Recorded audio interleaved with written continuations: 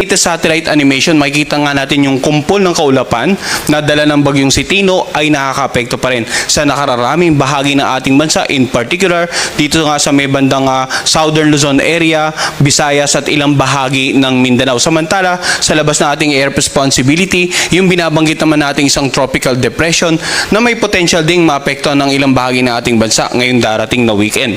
So, inahin nating himayin yung detalye ng bagyong si Tino.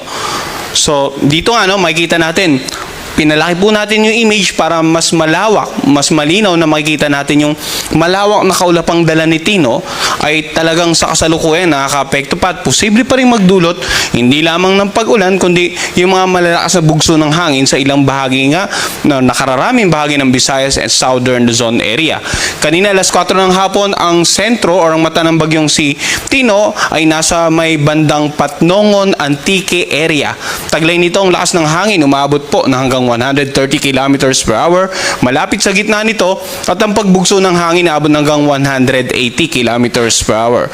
Sa kasalukuyan, kumikilos ito sa direksyong northwest naman sa bilis na 15 kilometers per hour. So, tingnan natin ano nga ba yung inaasahang pagkilos ng bagyong sa Tino in the next 24 to 48 hours.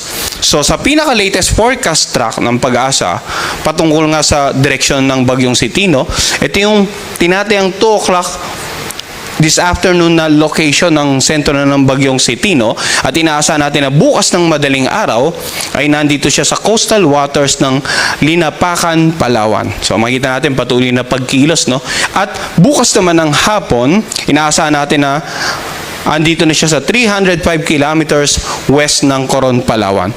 So simula ngayong gabi hanggang bukas, patuloy nga inaasahan na lalayo na ito sa kalupaan ng ating bansa. At sa darating na Huwebes ng madaling araw, posible na po itong lumabas ng ating area of responsibility.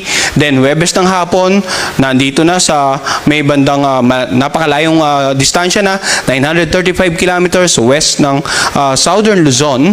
At pagdating po ng Biyernes ng madaling araw, ay inaasa na posibleng maglandfall dito sa may bandang Vietnam area. So, kung titingnan natin yung forecast track, nandiyan pa rin yung area of probability, Yung pinaka-center track, yan inaasa natin pagkilos ng sentro or ng mata lamang. At yung area of probability, nagpapakita ng iba pang posibleng lugar na pwedeng tahakin ng sentro ni Tino throughout the forecast period. So, dapat maging handa po, hindi lamang yung mga kababayan natin dito sa bandang Coron area, kundi halos dito sa northern portion ng mainland Palawan for the possible landfall scenario in the next 12 hours hanggang bukas ng madaling araw.